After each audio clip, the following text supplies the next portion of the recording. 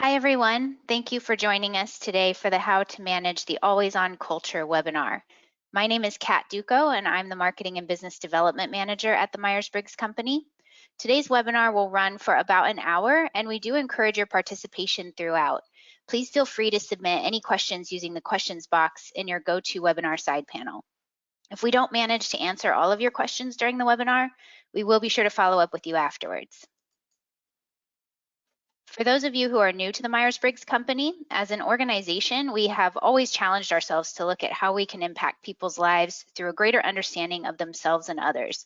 Our passion is really people, and our goal is to maximize the performance of leaders, teams, and organizations through the use of our psychometric tools and professional services. Our presenter today is Dr. Martin Bolt, Senior Director of Professional Services and Psychologist at the Myers-Briggs Company. Martin's role is pivotal in helping people respond to ever-changing work environments. He has extensive experience partnering with organizations across the Asia-Pacific region and helping people to apply insights from research to areas including team effectiveness and executive leadership development, organizational change, virtual training solutions, workplace well-being, and resilience. He's also our lead assessment certification trainer. During this webinar, Martin will take you through our latest research showing the consequences of the always-on culture and provide you some strategies for maintaining well-being. And with that, I will turn you over to Martin. Great. Well, thanks, Kat, and also thank you everyone who's joining our webinar today on a topic that has become even more relevant, I would say, in a world that continues to manage some major changes, certainly changes that we're all experiencing resulting from the COVID pandemic, but also changes that have been resulting for some time with new technology. And as Kat mentioned, we're very keen to learn more about your experiences with some of these changes. So there are going to be some opportunities as we go through our session today for everyone to participate in the webinar via some polls. So please be ready to join in. And so the title of our session today is How to Manage the Always On Culture. And why am I really talking about an always on culture? In fact, what is always on? What do we mean by an always on culture? Well, in today's world, with a whole range of devices, primarily our smartphones in our pocket or by our bedside, any one of us can access information or services at any hour of the day or night. And provided we get a signal, a Wi-Fi signal, we can essentially connect with family, friends, work colleagues, whether we're at the top of a mountain or in a subway train. And they can also connect with us. So that really creates an always on connected experience. Now, this can be really useful, but there are also some downsides as well. So with all that information, all those possibilities, it can be really difficult to switch off. And that can mean that we never really switch off from work and we're always on. So most people are in several different overlapping teams in a workplace environment, and quite often teams that are working across different time zones, and they're spending a lot of their time working collaboratively. So there are lots of things happening and lots of communication and lots to catch up on when we find ourselves in that kind of work environment. And some organizations definitely have an always on culture without necessarily coming out and saying it or making it explicit that there is an expectation to be always contactable or available most or in fact outside of regular hours. And previous research has suggested that an always on culture may not be actually good for us, both physically and mentally. And if we never switch off, our work can start to interfere with our personal life and how we relate to our family and friends. And I guess from my own personal experience, when I first started using a smartphone for work that had all my emails on it, I actually found myself taking it out on a Saturday morning while I was watching my kids play sport. And I realized that I was responding to work emails and missing seeing my kids actually enjoying their sport. I'd look up and the game was finished and I hadn't seen much of the game at all. And I had to make a change because not only was I missing precious time with family, but also responding to emails on weekends became a huge distraction and started to result in me feeling even more stressed outside of work. So also the technology that we use to keep connected is quite two-sided. It has the potential to empower us and enable us to do new and exciting things, but we may also start to feel like slaves to the technology. If the tables turn and people begin to feel that technology controls them rather than the other way around, as employees, we can find that technology tethers us to work or forces us to be always on even when we're at home. So far I've been talking in quite general terms. So let's get a little bit more specific and let's take a snapshot about how you feel about an aspect of the always on culture. So I'm going to ask Kat to launch a poll for us to respond to. And the question that you'll be seeing come up on the poll is people shouldn't have to check their emails outside of normal working hours. So the poll will be coming up now, and when you're ready, if you'd like to have a look at the options there, from strongly agree, agree, neither agree nor disagree, disagree, or strongly disagree. So maybe just give a moment for everyone to share their thoughts to that particular question. And then when we've got some answers coming in, Kat, it'd be great if you can share those with us. Yep. And we do have, most people have responded, so I'll go ahead and close the poll and share the responses. Mm-hmm. So you can see most people are in the agree section, with strongly agree closely following. Okay, great. And I can even see there's very few, like 1% for strongly disagree. All right, so great. Thank you for everyone who is sharing your responses to that question. And our company has actually done research into how personality influences the way we deal with email. And we asked, in fact, the same question you've just answered. People shouldn't have to check their emails outside of normal working hours. And this is what we found. So let's even have a look at what we saw today. It's almost identical results that came up in our poll, with most people saying agree and a very high percentage also saying strongly agree. So we can see that most people in our research did agree that people shouldn't have to check their email outside of normal working hours. In fact, 65%, just shy of 2/3, agreed or strongly agreed with that statement. But of course, this is what people think should be the case. So we also asked them what they actually did. And what we found is, for example, do you check your work emails in the evening? In response to that question, 2/3 of people think that you shouldn't have to check your emails outside of normal working hours. You might expect in an ideal world that most people would answer never or very occasionally. So to this second question, of course, what we actually found is, if you look at the numbers, you can see that this wasn't what happened. In fact, only a quarter, 25% of the group, chose never or very occasionally when it came to that question. And just over half of the group, 52%, often or very often or always check their work emails in the evening. So although most people thought they shouldn't have to check their emails outside of normal working hours, a lot of them do. And you might want to think about how you yourself answer the question on the left, and then compare it with how you would have answered the second question on the right. And of course, if it's not just about working in the evening, in actual fact, 48% of the sample said that very often or always they checked work emails at the weekend. So I was part of that group. And 35% did so on holiday, and 21% late at night or in bed. So clearly people are probably checking emails relating to work more than what their original expectations are.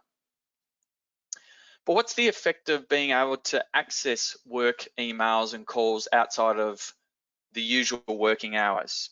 And I guess even if we go not too far back in human history, it would have been almost a foreign concept to be responding to calls or messages as soon as people left their workplace. For many people, once they physically left their workplace, that was the end of work for the day. So is it good for us or is it bad for us? We looked into this when we carried out some research in 2020 into the always on culture. And our researchers compared the responses of people who were able to access work emails and calls outside of work with the responses of people who were not able to do this.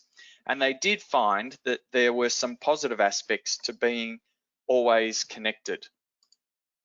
So people who were able to access work emails or calls outside of work said that they were more engaged and involved with their work and reported higher levels of job satisfaction.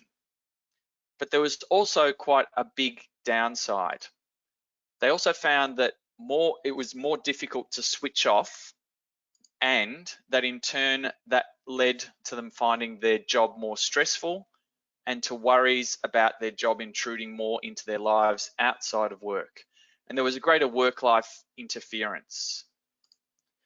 So they reported more conflict between work demands and home and family demands, and they engaged in more compulsive checking, which is things like repeatedly checking our phones or other devices to check in on our messages, which in turn meant that they were more distracted and found it more difficult to focus both inside and outside of work. And in general, they reported higher levels of distractions. So overall, remote access to work communications is like a double-edged sword. It has some advantages, but it also has some significant drawbacks. And one of the things we're hoping to do in this session is to really show and share how we can use knowledge of personality type to leverage the advantages and also therefore manage some of the disadvantages that are coming through with this always on work. So let's look at how we are aiming to achieve this and the agenda for our session here today. So first we're going to look at in a more detail at the research that we carried out into the always on culture.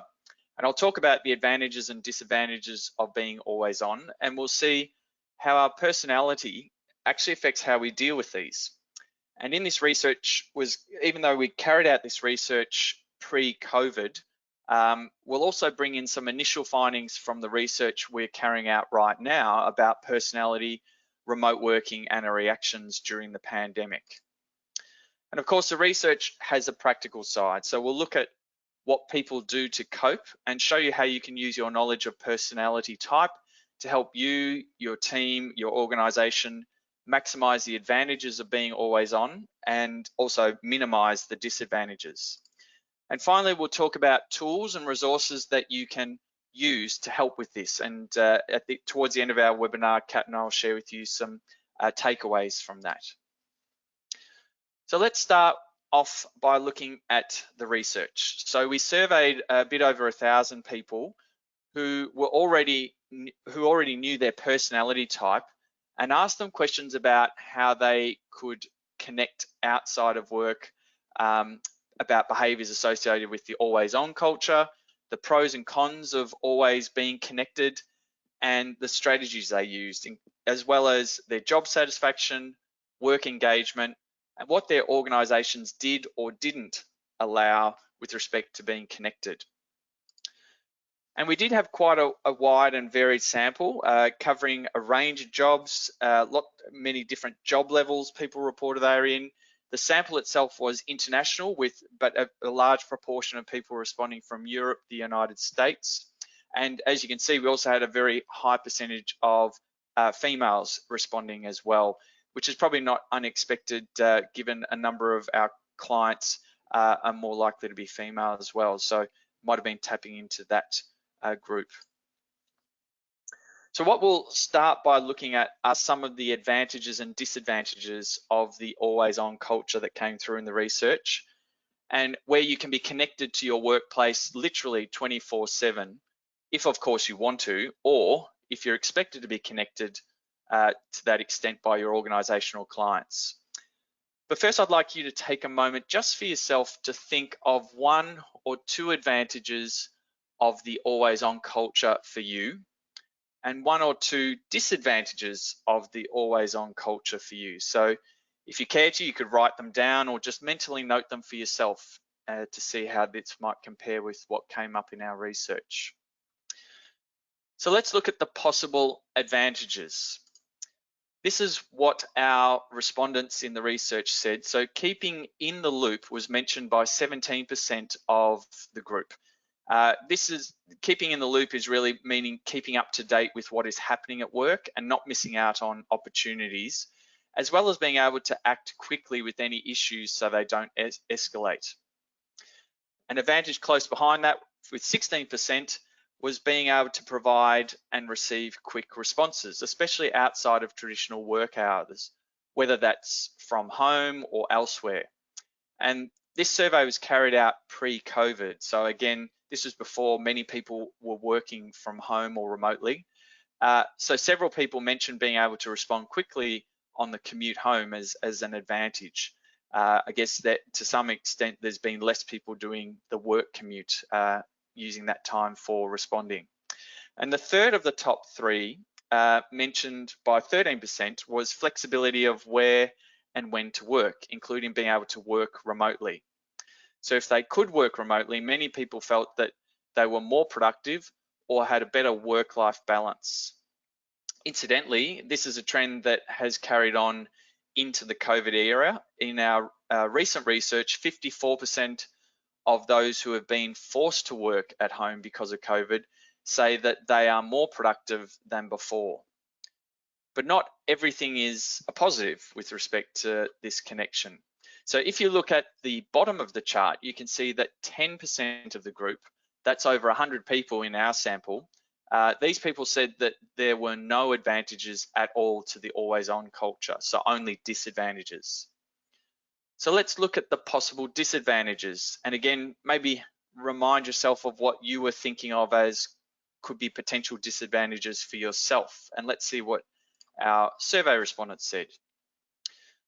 So if we look at the top 3 disadvantages, 28% of our respondents said that they couldn't switch off or found this really difficult.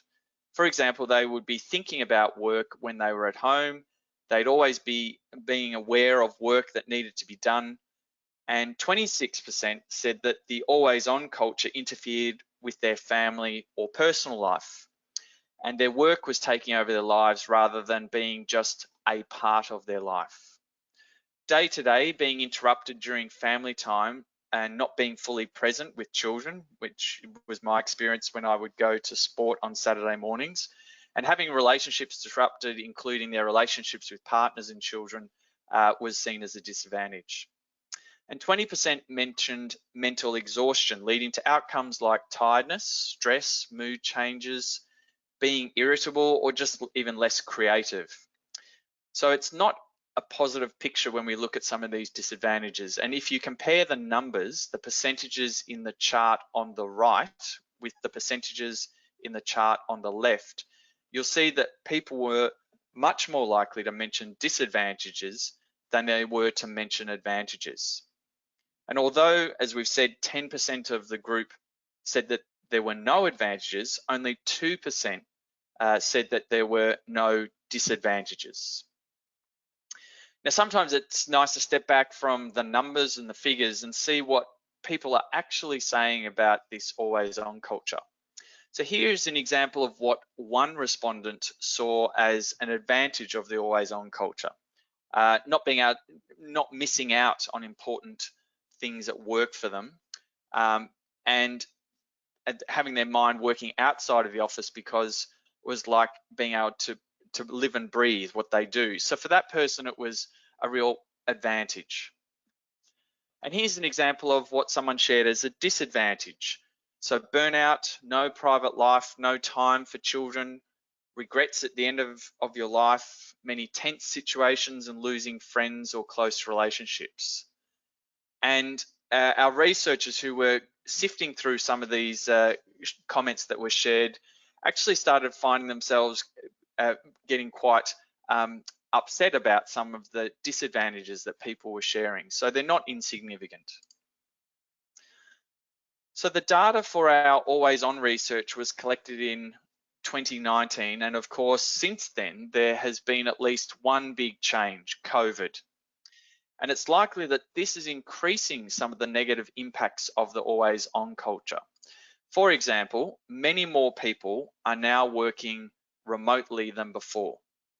Since the COVID-19 lockdowns, nearly half of the Australian working population spent time working from home, and the expectation is more people will keep working remotely than before the pandemic started.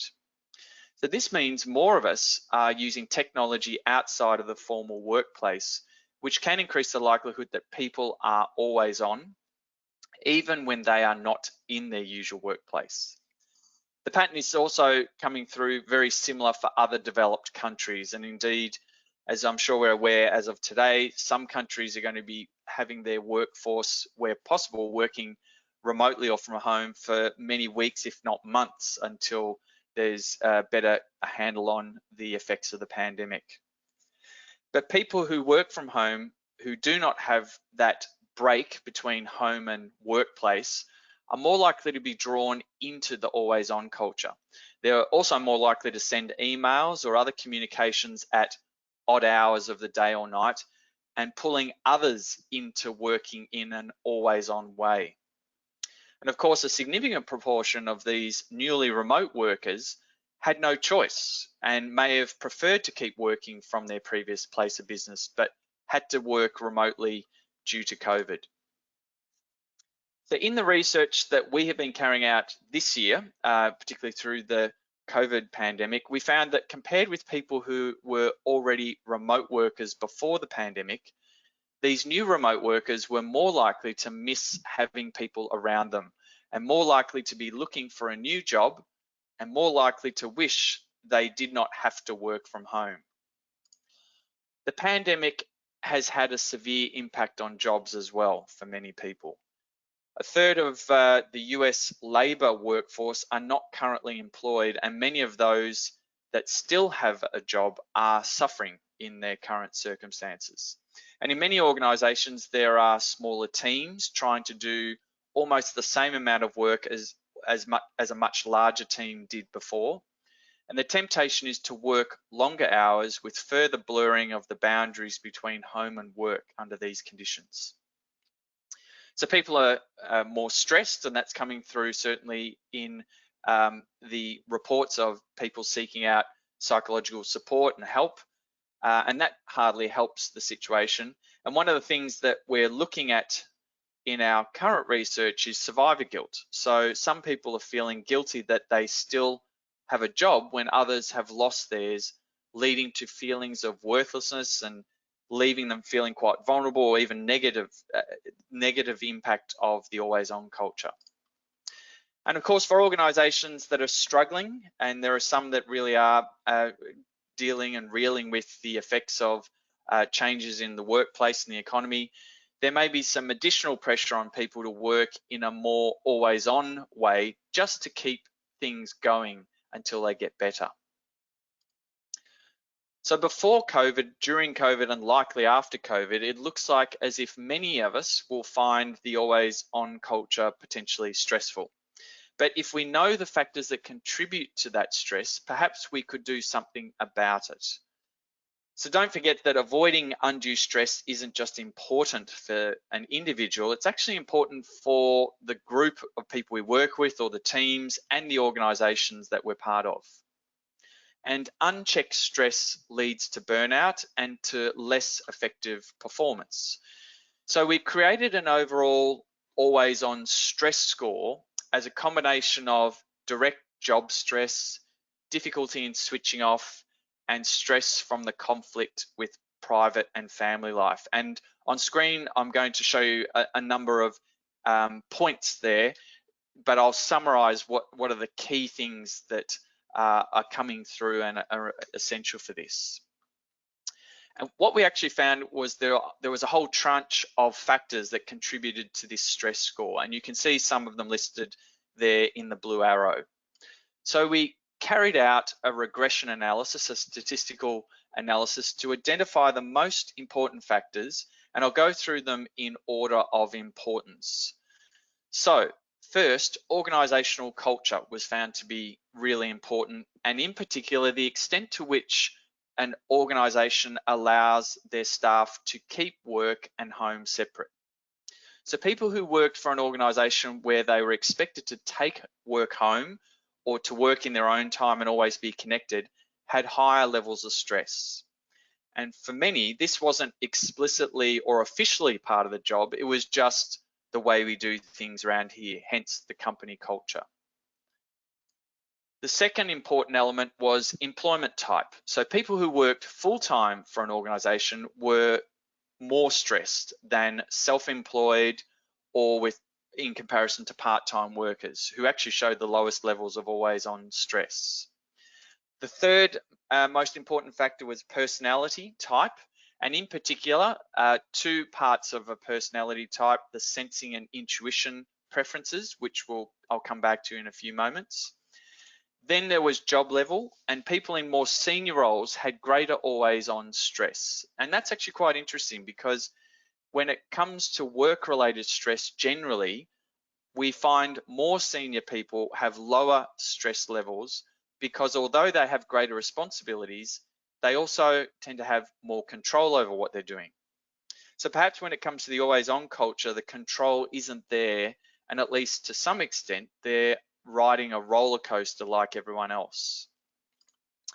And finally, at number 5, the number of people in an organization was a factor. So people working in very small organizations tended to be the least stressed than with respect to always-on stress. But this builds as you get to about 20 people, and after which things start to level off. So let's go back to point number 3 there, personality type. And let's see how personality relates to the always-on stress and other aspects of the always-on culture. Now today, I guess what would be important is just to get a sense of a bit of a check of how many people are familiar with the MBTI framework. But before we do that, let's see how many people have actually completed the Myers-Briggs type assessment and gone through a verification process to find your personality type. So we're going to launch again a quick poll, which I'll ask Kat to do. And basically, it's just for you to indicate, have you completed the MBTI assessment and the verification steps to find your personality type? So if you'd like to take a moment to choose yes or no, and that'll give us a sense of how many people are familiar with their own personality type. So Kat, let me know when you've got some answers coming through there. Right, we do have a lot of answers coming through, and I'll go ahead and just give it another second. They're still pouring in. Sure. Okay, I've got the majority now, so I'll just go ahead and close it out and share. So most people have gone through it, MBTI and a verification process. Okay, great. So it looks like a bit over 3/4 of people joining us today are familiar with their type. For those who haven't, I'll just give a bit of an introduction or a high-level overview, because that will help us all understand a bit more about some of the findings we found with respect to personality type and the always-on culture. So as you can see on screen, the MBTI is measuring some parts of our personality that relate to 4 pairs of preferences: extroversion and introversion, sensing and intuition, thinking and feeling, and judging and perceiving. And of course, every human being can use all of those preferences, but in each pair, we all have a predisposition or an innate preference for one of them. So to give you an example, if a person had a preference for introversion, sensing, thinking, and judging, that results in one of the broad MBTI types, which would be ISTJ. And so this gives us an idea of people with those personality preferences, what's important to them, and how they might be distinct from the other 15 personality types. So let's learn about how the personality types and preferences relate to the always-on culture. And this is what we were finding. So people with a preference for extroversion reported they were more likely to have a work or smartphone a work smartphone or laptop, more so than those who preferred introversion. People with the preference for sensing were more likely to have a greater desire to keep home and work separate than those of the opposite preference with intuition. People with a preference for judging were more likely to have a work or smartphone and report higher job stress than the people of the opposite preference for perceiving. And people, again, with a sensing preference were more likely to report a greater overall always-on stress and also have lower job satisfaction than the opposite preference.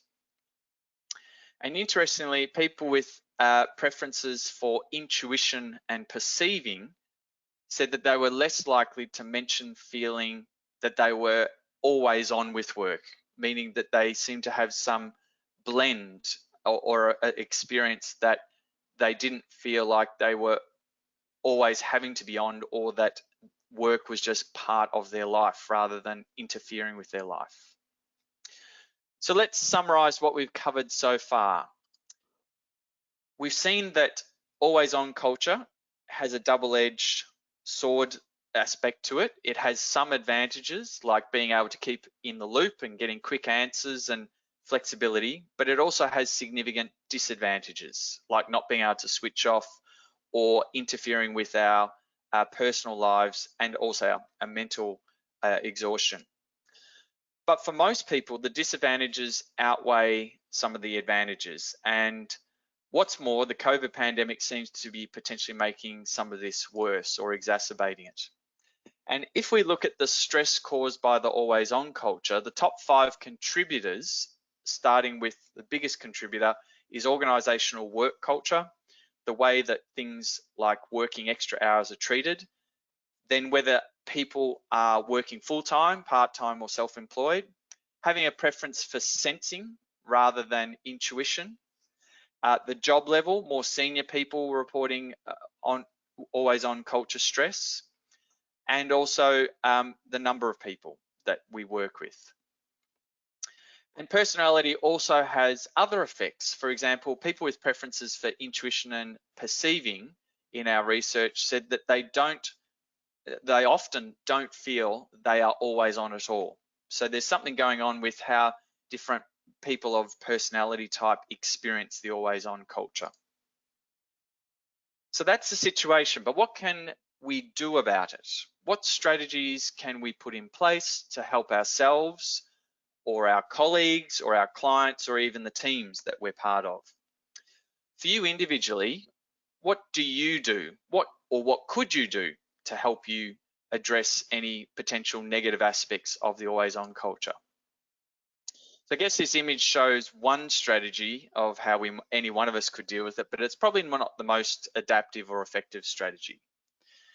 So let me give you some more realistic options. And in actual fact, we're going to ask you to have a quick think and also participate in a poll as to what kind of activities or strategies you might find the most effective for you to manage the always on culture.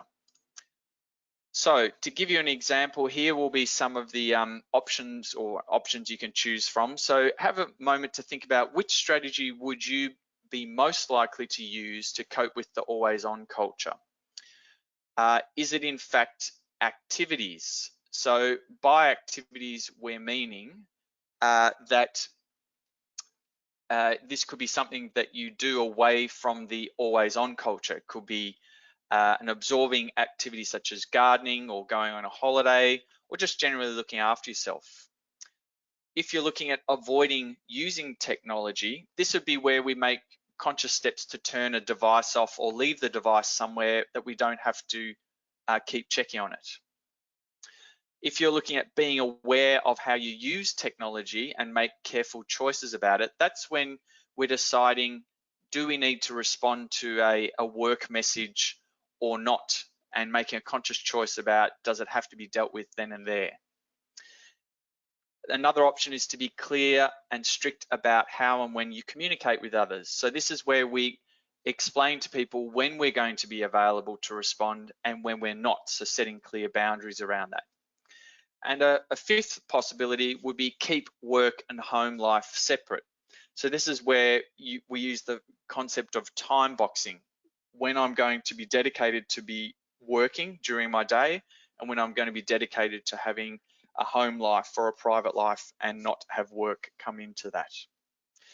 So there are the options, and if you'd like to, if you haven't already, just put your nominated choice down, and then let's have a look, Kat, at which of these activities people are reporting they would likely use. Okay, I'll go ahead and close the poll now. And share the responses. So looks like most people don't want to avoid using technology. They'll try something else. Okay. And the one that they were most likely to use, I'm just having trouble seeing that on the screen. There's a tie, actually. So one activity is doing something away from the always-on culture, and tied with that is being aware of how they're using technology and making careful choices. Okay, good. So and these are, again, examples of anything, of activities or strategies that any one of us could choose to do. It's not reliant on others. All right, so again, thank you everyone for participating and sharing. So what did our research actually find when we asked people about which strategies they would be using? So you can see here some of the percentages under the category of avoiding technology use. The most common one was just turning off the devices, and again, 13% were sharing that. Leave the device somewhere else. Just decide not to check a device, a smartphone or the laptop, and don't have to accept a work smartphone. So that there was a much smaller percentage, but that was one of the options people said that helped them avoid that technology use. When we look at the activities relating to separating work and home life, the most common one was, as I mentioned, time boxing, or keeping clear distinctions between home and work. Other people indicated they would just set boundaries for themselves and determine when they're going to be at work and when they're not. Having separate phones for work and home is another way of creating that separation. And also a smaller percentage said they would choose who they would work for, that helped them manage that separation between work and home life. Communicating with others, and some activities related to this is communicating availability, letting people know when you're available or not to respond, and that can help with managing expectations. Only responding to important work issues, and some people also said only send emails during business hours. When it looked at activities outside of the usual technology, absorbing activities, and again, that could be quite broad, from hobbies that people pursue to relaxation. Self-care, again, could be things where people take time out to look after themselves. And unfortunately, only 1% talked about holidays as being an activity that allowed them to do that. And finally, being aware of choices we make. This is, do I decide to send a message or respond to a message? So being a bit more strategic in about how we're using our devices and how that reflects an always-on behavior. So again, there's some of the results we're finding in our own research. So those are the strategies that people said they used, but we also asked what was most effective. And what we found is that different aspects of the always-on culture required different strategies. For example, to make it easier to switch off, people who said they turned off devices and did not check their phone, and also set boundaries with themselves and others, found it easier to switch off than those who didn't. For work family, people who did not check their phones, they reported less work family conflict. And to help manage stress, people who set boundaries with themselves about when to use technology and only responded to work emails if it was important and set boundaries with others about it, they were the folks that reported lower levels of job stress. And to support work engagement, people who used time boxing, where they were allocating when they were going to be focused on work and when they were going to have personal time, and also who practiced choiceful technology use, showed higher work engagement than those who did not. So coming back to all those points on the screen, these are the things that people found most effective. And if any of those things resonate with you, they might be some activities or strategies you could potentially use. We also found that there were personality differences with respect to who used the different strategies. So with the strategy of absorbing activities, we actually found those who had a preference for extroversion were more likely to report using that as a method to manage the always on culture. When it came to setting boundaries, we found that those with the preference for intuition were more likely to use that approach than those with a preference for sensing. When it came to turning off mobile phones and other devices, again, we found those with a preference for intuition were more likely to use that. Only sending emails during business hours, we found those who had a preference for thinking were more likely to use that as an approach. So you can see how personality preferences may shape which of these particular strategies is more or less helpful. And again, it reminds us that there is a no one size fits all people approach necessarily with some of these strategies. Now, sometimes our personality type will just work in a way that helps us cope with the always on culture. So for example, when we did the research into the use of email and personality type, we actually had expected that people with an introversion preference would be more stressed by receiving emails than people with a preference for extroversion. But what we actually found, in fact, was that wasn't the case. There was no significant difference between those who prefer extroversion or introversion. But then we noticed another difference. On average, extroverts send more emails and therefore receive more emails. So maybe introverts are less stressed than you might think by email because on average, they just don't send as many emails as the extroverts. And maybe they have, in effect, adopted a strategy that reduces email stress by not sending them. And this does seem to be the case. For people who don't receive large numbers of emails every day, there isn't a difference between extroverts and introverts.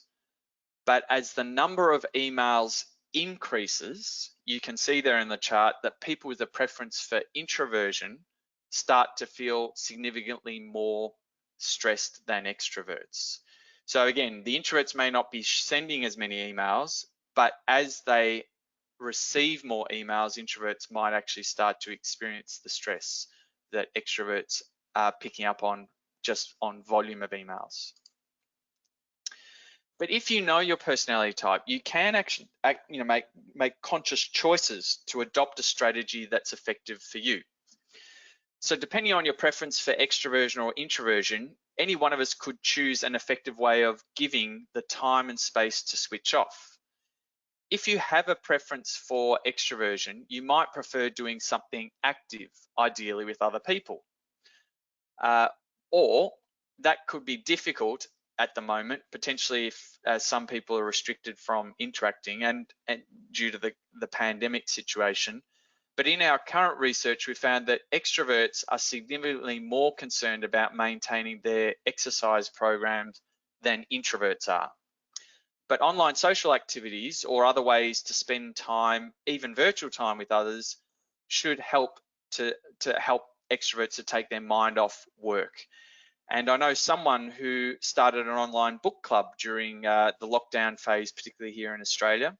And this may be a good time to try new and different hobbies that keep our interests and keep us involved. Now, if you have a preference for introversion, you might prefer doing something that allows you to reflect or concentrate without interruptions. And you might have a depth of interests.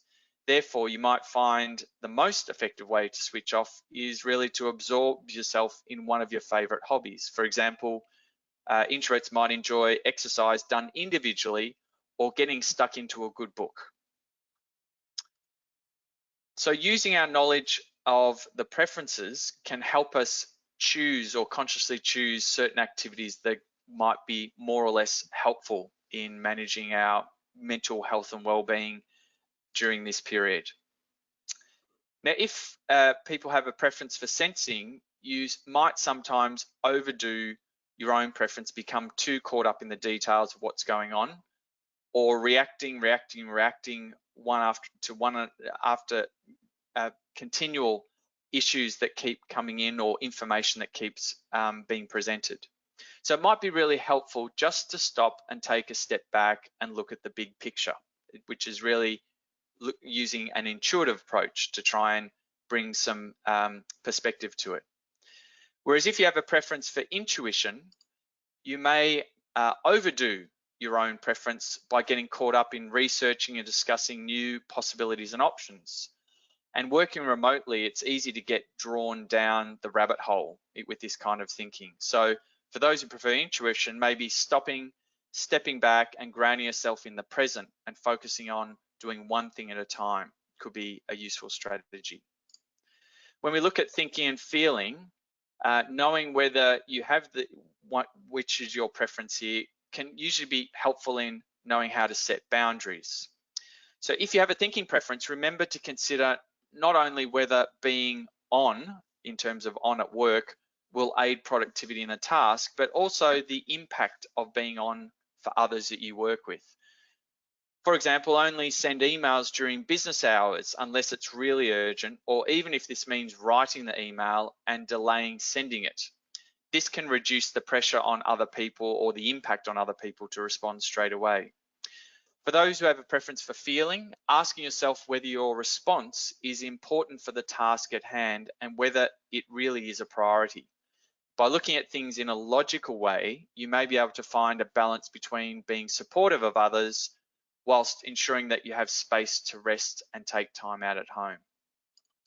And finally, our last pair of preferences, judging and perceiving, look at how we might prefer to balance work and life together. So if you have a judging preference, you're likely to prefer some degree of separation between work and home in order to get the most out of the time you have at work and at home. So think about setting boundaries with yourself about when you will and will not use technology, and really allowing yourself to fully switch off when you've dedicated time for that home or personal time. For those who prefer judging, they could leave their phone somewhere that will not distract them or turn off notifications. And if work does not allow this or is not supportive of this, try to negotiate a compromise. For example, let your colleagues know you'll check your emails on a Sunday afternoon, but not otherwise throughout the weekend, so that expectations and phone calls can be managed or not become intrusive. If you have a preference for perceiving, you may really value the freedom and flexibility that the always-on culture brings, and you may not feel as though you're always on. So enjoy being able to work from home or when the inspiration takes you, but keep in mind you don't expect others to do the same. So respecting the boundaries, and if you do need a quick response on an urgent matter outside of work hours, agree on a way to let your colleagues know when's a good time to give them a call, so that everyone's on the same page. And whilst we might like being responsive, if you're on the perceiving side, remember to make time for other activities you enjoy, especially the ones that give you something that you don't get from work, those enjoyable interests or hobbies that sometimes can fall through the cracks if time's not allocated for them. But some things are important for everyone, regardless of personality type. And so what we find here are, from our research, here are some key things that can be adopted or used by any person, regardless of their personality. So we've talked here about the individual and the organizational ways of dealing with this, but there is a level between the two, a team. So sometimes the always-on culture needs to also factor in not just individual and organization, but teams. So you can see here some things that we found became important from the research. For individuals to switch off is to be able to dedicate time where they mentally don't have to check emails, social media, or technology, but at an organizational level, that the culture supports that free time. Another important principle is boundaries. So individually setting boundaries for ourselves to avoid unhelpful habits, such as checking an email first thing when we wake up, or checking emails last thing before we go to sleep. And at organizational level, setting clear expectations about technology use inside and outside of work. And also then considering how we best communicate with our colleagues or other people. So at an individual level, setting boundaries with others about when we're available and when we're not, or understanding when they are available and when they're not. And at an organizational level, this is where leaders can really role model what's expected and what's realistic in terms of being off. So where leaders show that they too are role modeling, there is times that they're available and when they're not available. So what does switch off actually mean? There's lots of ways that can be exercised or put in place, but maybe have a think for yourself about what does it mean to switch off technology? Is it simply turning off the device, or is it actually leaving it somewhere where it's not even a distraction for us? Or for boundaries, when we talk about setting boundaries, this can really be focusing on being clear, not just with ourselves, but with other people or within our team as to when do we expect people to be available and connecting, and when are we agreeing that it's not essential and that people have that free time or that time to be relieved of checking up on communications. And also considering when to communicate, how often. Are people expected to respond to emails every hour versus dedicated times throughout the day? And what kind of control do people have over that? We often find stress goes up when people feel that they don't have much autonomy in knowing when they can respond or when they can choose not to respond to emails or communications. So have a think about what works for you, but also consider how that fits within the team that you might be part of or the organization that you're part of. So let's finish off by looking at some of the steps that you might want to take following our webinar today. And also Kat's going to share with you some resources or takeaways that you can use beyond our webinar. And I think we'll also, time permitting, have some opportunity for questions as well. So what I might do is hand back to you, Kat, and if you'd like to share with everyone the takeaways and what the next steps are. Absolutely. Thanks so much, Martin. And thank you everyone for your participation in today's webinar. Martin just presented some really interesting information about the always on culture and the impact it can have on us, as well as on our teams. And as team leaders, it's important to note that the key strategies talked about here are enhanced with the knowledge of the MBTI. We do have a few ways to help you use the MBTI with your teams, which you can see on the screen here. So one option is your team can attend a succinct virtual workshop to help team members understand and appreciate differences to improve collaboration. We can work with you to identify your specific business challenges and provide you with a tailored solution to meet your needs. Or you can become an MBTI certified practitioner and gain the tools and knowledge for delivering your own team building workshops. Every situation and every organization is unique, so we'd love to connect with you to learn how we can support you with your people. And we do have a few minutes for questions, and a few have come through. So Martin, I'll just start with this one. As a team leader, how should you start this process of moving away from the always on culture and using some of the key principles that you just mentioned?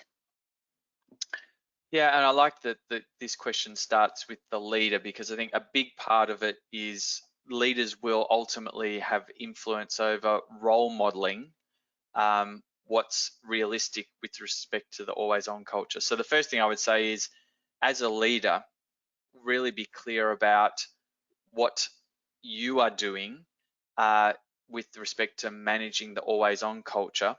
And even though as a leader, a person might have tolerance for being more connected than other staff members, really making clear to those you're leading that the expectation may not be the same or that you're not expecting others to be as connected as you are. And I think that's partly role modeling it.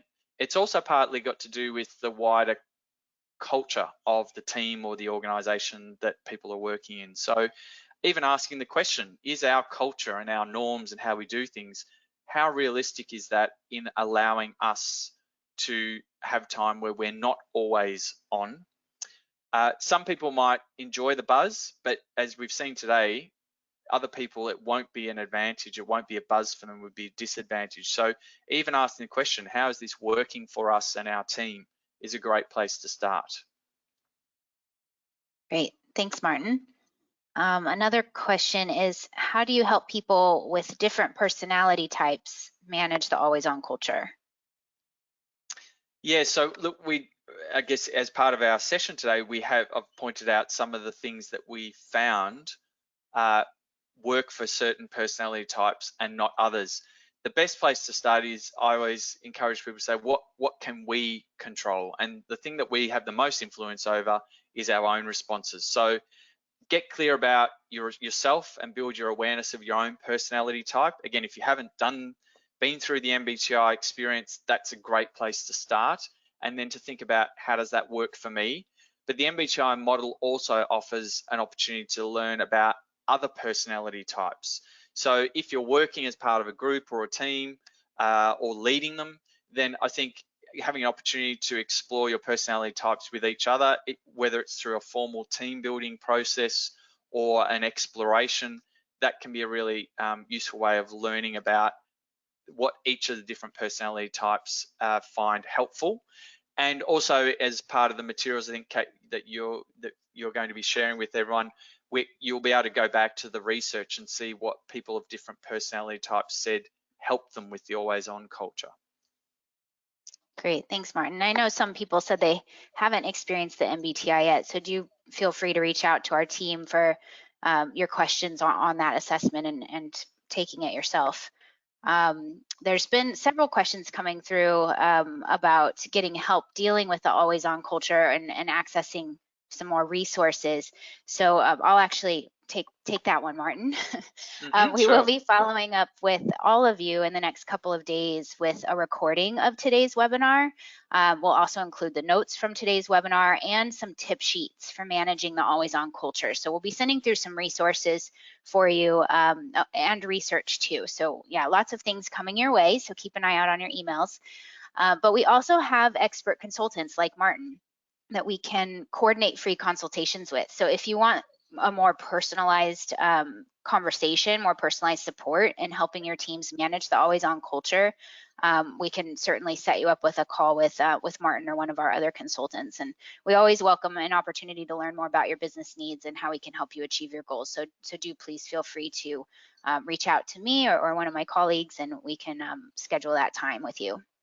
And I know we are out of time for today's webinar, and there were a lot of really great questions that have come through that we didn't get to. So if we didn't respond to your question today during the webinar, we will follow up with you individually to make sure we address the information that you're looking for. So keep an eye out for our emails in the next few business days.